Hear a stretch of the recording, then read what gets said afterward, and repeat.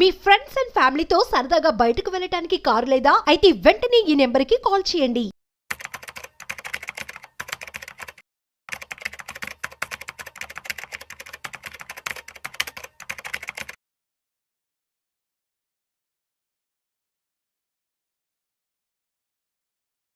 Welcome to Vishnu talks. నేను మీ విష్ణు. ప్రస్తుతంతో పాటు senior stock market analyst Malempati Prabhu గారు ఉన్నారు. వారితో మాట్లాడదాం.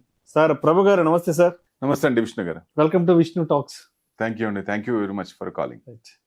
సో ప్రభు గారు, ఫిబ్రవరి 1వ తారీఖున కేంద్ర బడ్జెట్ ను ప్రవేశపెట్టబోతున్నారు. అవునండి.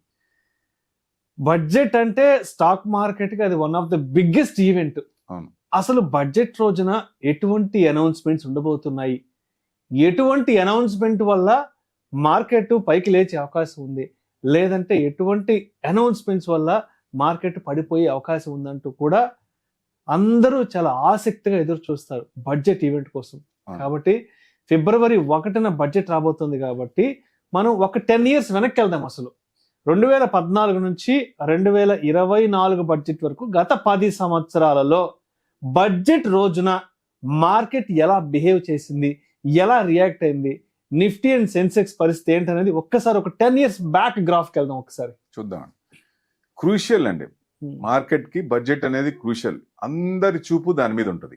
అంటే ఏ వర్గానికి ఏమి ఇస్తున్నారు, ఏ కార్పొరేట్ వర్గానికి ఏం ట్యాక్స్ బెనిఫిట్ ఇస్తున్నారు, ఏం సోప్స్ ఇస్తున్నారు, ఈజీ ఆఫ్ డూయింగ్ బిజినెస్ కి ఏమన్నా ఇస్తున్నారా, గవర్నమెంట్ పాలసీలు ఏంటి, ఇవన్నీ దాంట్లో తెలుస్తాయి. కాబట్టి ప్రతి ఒక్కళ్ళు కార్పొరేట్ దగ్గర నుంచి సామాన్యుడి దాకా అందరూ బడ్జెట్ ని అబ్జర్వ్ చేస్తూ ఉంటారు.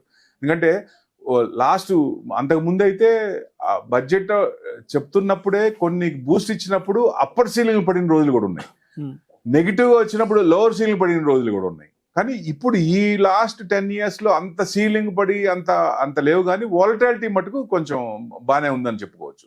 2014 చూద్దాం. అది June 10th గవర్నమెంట్ వచ్చింది. అది అంటే అప్పటికి ఎన్డీఏ గవర్నమెంట్ ఫామ్ అయ్యి అప్పుడు బడ్జెట్ కాబట్టి అది ఫుల్ బడ్జెట్ కాదు. సో డెఫినెట్ గా అప్పుడు ఏంటంటే 0.28% అప్పుడు రియాక్ట్ అయింది ఆ రోజు. జనరల్ గా అంటే ఆ రోజు స్వింగ్ 800 points, బట్ క్లోజింగ్ మటుకు నెగిటివ్ అయింది. ఎందుకంటే అది కూడా ఎఫ్డిఐ లిమిట్ పెంచారు. రీట్స్ మీద రియల్ ఎస్టేట్ ఇన్వెస్ట్మెంట్ ట్రస్ట్ వాళ్ళకి ట్యాక్స్ ఇచ్చారు. అయినా కానీ అంత మార్కెట్ తీసుకోలేదు. మ్యూటెడ్ రెస్పాన్స్ అనుకోవచ్చు ఒక రకంగా 2014. నెక్స్ట్ 2015 అప్పుడు బడ్జెట్ బాగానే, అంటే నార్మల్గా 0.48%, 0.5% పెరిగింది. 29,361 నిఫ్టీ దగ్గర. సో రియాక్టెడ్ అంటే బడ్జెట్ ప్రపోజల్స్ మార్కెట్కి కార్పొరేట్ ట్యాక్స్ కూడా 30% నుంచి 25% చేశారు. అది కూడా కొంచెం ఇది first full budget of NDA. So Arun Jaitley గారి అంత రెస్పాన్స్ అంత లేదు, కొంచెం స్లైట్ రెస్పాన్స్. 2016కి వచ్చేసరికి February 29th 0.66% పడిందండి 23,000. మార్కెట్ ఎక్స్పెక్టేషన్ అంత రీచ్ కాలేదు. అంటే మార్కెట్ ఏదైతే ఎక్స్పెక్ట్ చేస్తుందో ఆ లైన్ లో వాళ్ళు అంత ఎందుకంటే ఎప్పుడు కూడా మిడిల్ క్లాస్ కి ఇది ఇస్తాం అది ఇస్తాం అని ముందు చెప్పటమే కానీ బడ్జెట్ లో చూపించింది ఏం కనపడలా. సో అది కొంచెం 2016లో కూడా డౌన్ ఉండే. 17కి వచ్చేసరికి no LTs long term capital gains, no short term capital gains. అంటే ముందు పెడతారనే భయం ఉంది మార్కెట్కి. అక్కడికి వచ్చేసరికి ఏం చేయలేదు.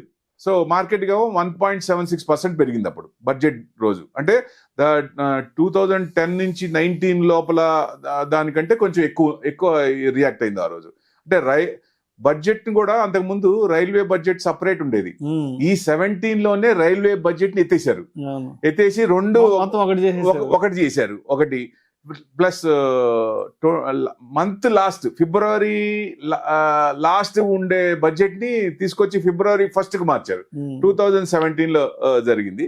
అప్పుడు మార్కెట్ కొంచెం పాజిటివ్ గానే రియాక్ట్ అయింది, 1.76%. 2018కి వచ్చేసరికి February 1st first time budget ఇచ్చారు.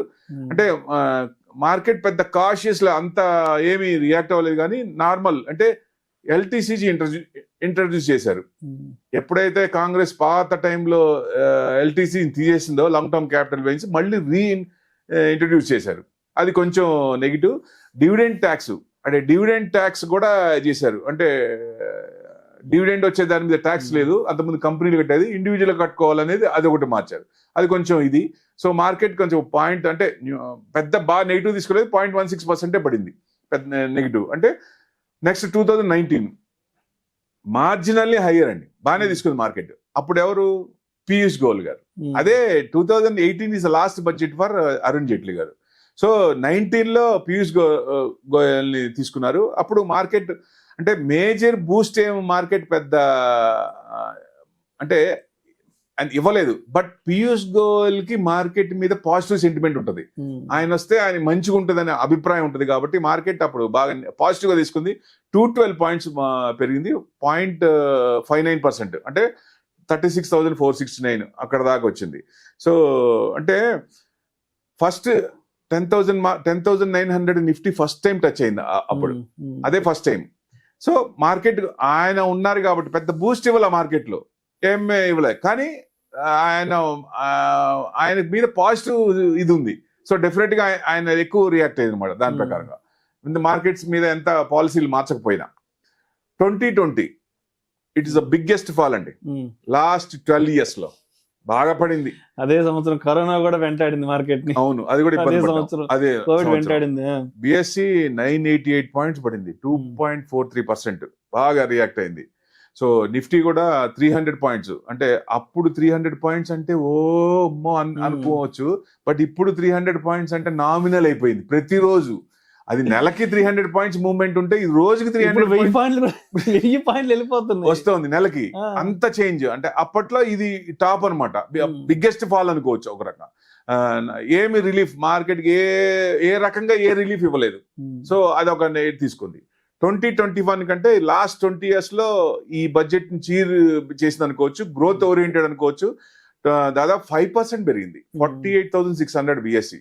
సో డెఫినెట్ గా అక్కడ ఎక్స్పెక్ట్ చేసినంత ఇది అయింది. నిఫ్టీ ఏమో 650 పాయింట్స్ వరకు పోయింది, 4.74%. అంటే యావరేజ్ 5% ఇచ్చినట్టు లెక్క, 14,281 దాకా వచ్చింది. సో రెస్పాన్స్ అయితే బాగా వచ్చింది. అంటే ఈ 2 సంవత్సరాలే మెయిన్. ఈ లాస్ట్ 10 years లో తీసుకుంటే 2021 5% పెరిగితే 2020లో 2.43% మేజర్ గా జరిగింది. మిగతా అన్ని నార్మల్ గా 6 times పాజిటివ్ లోనే ఉంది, 4 times నెగిటివ్ లోనే ఉంది జనరల్ గా తీసుకుంటే. 2022కి వచ్చాం అనుకోండి, సీతారామన్ గారి బడ్జెట్ ఇది, థర్డ్ బడ్జెట్. మార్కెట్ థమ్స్అప్ అని అనుకోవచ్చు, పాజిటివ్ గా రియాక్ట్ అయింది. ఎన్ఎస్సి కూడా 1.4% పెరిగింది. సో అది మంచి సెంటిమెంటే అనే. అంటే రన్నింగ్ లో 1000 పాయింట్స్ పెరిగి దాదాపుగా 850 పాయింట్స్ లో క్లోజ్ అయింది. నిఫ్టీ వచ్చేసి 237 పాయింట్స్, 300 పాయింట్స్కి వెళ్ళి 237 లో క్లోజ్. అంటే గ్రోత్ ఓరియంటెడ్ కొంచెం సపోర్ట్ ఇస్తున్నారని చెప్పి, ఎక్స్పోర్ట్స్ ప్రో గ్రోత్ ఉంది కాబట్టి ఆ సంవత్సరం బాగానే వచ్చింది, మంచి ఇది రిటర్న్స్ వచ్చినాయి. Next 2023 mixed emotions. అంటే ఈ అదానీ సాగా మార్కెట్ బాగా రమ్స్ లో ఉంది, బాగా పెరుగుతా ఉంది. ఈ సాగా హిండెన్బర్గ్ రిపోర్ట్ వచ్చి బాగా కొంచెం దెబ్బ కొట్టింది, జనవరి ఫిబ్రవరి నుంచి మొదలైంది. ఫెడ్, యుఎస్ ఫెడ్ కూడా వాళ్ళు కూడా ప్రాఫిట్ బుక్ చేసుకోవడానికి అన్నట్టు అక్కడ కూడా ఇదైంది, ప్రాఫిట్ బుకింగ్ వచ్చింది అక్కడ. అంత వచ్చినా కానీ బిఎస్సి దాదాపుగా 0.27% పెరిగింది. అంటే యాక్చువల్ గా పెరిగిందేమో 2%, క్లోజింగ్ ఏమో 0.2% వచ్చింది. నిఫ్టీ కూడా మీకు 0.26%, అంటే దాదాపుగా 46 పాయింట్స్ మైనస్ లో క్లోజ్ అయింది నిఫ్టీ. బిఎస్సి ఉన్న అట్లా ఓవరాల్ గా తీసుకుంటే లాస్ట్ 10 times లో 6 times ఇదిగా ఉంది, 4 times నెగిటివ్ గా ఉంది. సో బడ్జెట్ రోజు ఇదివరకు రియాక్షన్స్ బాగుండేవి, విపరీతంగా ఉండేవి. వాళ్ళు చెప్పంగానే సెక్టర్ వైజ్ గా ఆ సెక్టర్ కి ఏం బూస్ట్ ఇస్తున్నారు, అప్పర్ సీలింగ్ అంటే 5% 10% అనే టక అప్పర్ పర్సెంట్ పడేవి. సో లోవర్ సీలింగ్ ఏదైనా నెగిటివ్ ఉంటే లోవర్ వచ్చేది. కానీ ఇప్పుడు అంత రియాక్ట్ అవ్వట్లేదు. చిన్నగా ఇన్వెస్టర్స్ మైండ్ సెట్ మారింది. బడ్జెట్ రోజే మనం ఏదో చేసేయాలనే ఉద్దేశం లేదు, కీన్ గా అబ్జర్వ్ చేస్తున్నారు. డెఫినెట్ గా ఆగి చూసి దాని రియాక్షన్ చూసి చెప్తున్నారు. అంటే ఓవరాల్ గా మీకు లాస్ట్ 20 years తీసుకుంటే మీకు బడ్జెట్ అంటే బడ్జెట్ ముందు రోజు 24 years తీసుకుంటే 16 years పాజిటివ్ ఉంది, 67% బాగుంది. అదే బడ్జెట్ రోజు అయితే 46%, 24 times లో 11 times పాజిటివ్ ఉంది. అంటే ఇది నిఫ్టీ. బ్యాంక్ నిఫ్టీ వచ్చేదానికి 24 టైమ్స్ లో 17 టైమ్స్ అంటే 71% బ్యాంక్ నిఫ్టీ. సో బడ్జెట్ రోజు 24 టైమ్స్ లో 12 టైమ్స్ తీసుకుంది బడ్జెట్ రోజు. అంటే పోస్ట్ బడ్జెట్ ఏమో 24 టైమ్స్ లో 16 టైమ్స్. అంటే మేజర్ గా చూస్తే బడ్జెట్ రోజు పెద్ద ఎఫెక్ట్ రాదు, విపరీతంగా ఆ రోజే ఎంత మూమెంట్స్ రావు. కాబట్టి మనం హరిబరిగా ఏదో తీసుకుంది అంటే ఆ పాలసీలు ఏదైనా డిక్లేర్ చేసినా దాన్ని ఇంప్లిమెంట్ చేసి దానికి వాళ్ళకి ఫ్రూట్స్ కంపెనీకి రిజల్ట్స్ అన్ని రావాలి. కాబట్టి డెఫినెట్ గా అంత ఇమ్మీడియట్ గా అదే రోజు రాకపోవచ్చు. బట్ ఏ సెక్టర్ కి ఇస్తున్నారు, ఏ సెక్టర్ కి బూస్ట్ ఇస్తున్నారు, ఈవీ సెక్టర్ కి ఇస్తున్నారా, గ్రీన్ ఎనర్జీకి ఇస్తున్నారా, సెక్టర్ సిక్లికల్ కాబట్టి ఈ సంవత్సరం ఏమేమి పెరిగినాయి, నెక్స్ట్ ఇయర్ కి ఏమి బూస్ట్ ఇచ్చారు, దాన్ని బట్టి చూసుకుంటే డెఫినెట్ గా దాంట్లో ఇన్వెస్ట్మెంట్ చేస్తే మంచిగా వచ్చే అవకాశాలు ఉంటాయి. సో మొత్తంగా 2025 ఫిబ్రవరి 1న బడ్జెట్ ఏంటనేది మనం ఇంకొక 4-5 రోజులు వెయిట్ చేస్తే ఓవరాల్ క్లారిటీ వచ్చేస్తుంది. అవునండి, ఈసారి మటుకు మిడిల్ క్లాస్ ఫ్యామిలీస్ కి, లోవర్ మిడిల్ క్లాస్ ఫ్యామిలీస్ కి బూస్ట్ ఇవ్వాల్సిందే. ఎందుకంటే లాస్ట్ టైమే దెబ్బతిన్నారు వాళ్ళు. ఎక్స్పెక్టేషన్ 240 సీట్స్ కి 300 చేసి 240 వచ్చినాయి. ఎక్కడా కొట్టింది? మిడిల్ క్లాస్ వాళ్ళే ఓట్లు వేయలేదు. దాదాపు ఇది చేస్తాం అది చేస్తాం అని చెప్పి ఫస్ట్ నుంచి కూడా వాళ్ళు చెప్పేది చేయకుండా మిగతా వాటికి చూస్తున్నారు. కానీ ఈ మిడిల్ క్లాస్ కి ట్యాక్స్ హోప్స్, ఐటీ కూడా పెంచితే బాగుంటుంది. 15 లక్షలు, ఇప్పుడు మినిమం ₹1,00,000 శాలరీ అయిపోయింది దాదాపుగా. 15 లక్షలు చేస్తేనే బెస్ట్. ఎందుకంటే ట్యాక్స్ పెంచితేనే ఎక్కువ మంది దాంట్లో ట్యాక్స్ తీసుకుంటారు కాబట్టి వాళ్ళు ఎక్కువ ట్యాక్స్ కట్టకుండా ఉంటది. మిగతా కంట్రీస్ చూస్తే వాళ్ళకంటే మనం ఎక్కువ ట్యాక్స్ పే చేస్తున్నట్టు లెక్క. ట్యాక్స్ తప్పించుకునే వాళ్ళు కూడా తప్పించుకోలేకపోతారు. ఎందుకంటే మొత్తం వాళ్ళని డిజిటల్ అయిపోతుంది. రేపొద్దున ఏ సెట్ అమ్మినా మొత్తం వైటే. ట్యాక్స్ హోప్స్ కావాలి. మరి ట్యాక్స్ హోప్స్ కూడా ఇవ్వకుంటే మీరు అన్ని వస్తువులు పెరిగిపోతున్నాయి, ఏది కొన్నా రేట్లు పెరిగిపోతున్నాయి, శాలరీస్ పెరగట్లేదు, మధ్యతరగతి మరి ఎలా బతకాలి? గవర్నమెంట్ ఇది తీసుకోవాలి కదా. తీసుకొని ఈసారి మట్టుకు ఇస్తుందనేది మార్కెట్ ఎక్స్పెక్ట్ చేస్తుంది. ఏం చేస్తుంది అనేది అందరు కీన్గా అబ్జర్వ్ చేస్తున్నారు. ఇస్తే మంచిది, ఇవ్వలేదనుకోండి మార్కెట్ కొంచెం రియాక్ట్ అయ్యే ఛాన్స్లే ఉంటుందండి నెగిటివ్ గా. Thank you sir, thank you so much Prabhu. Thank you very much.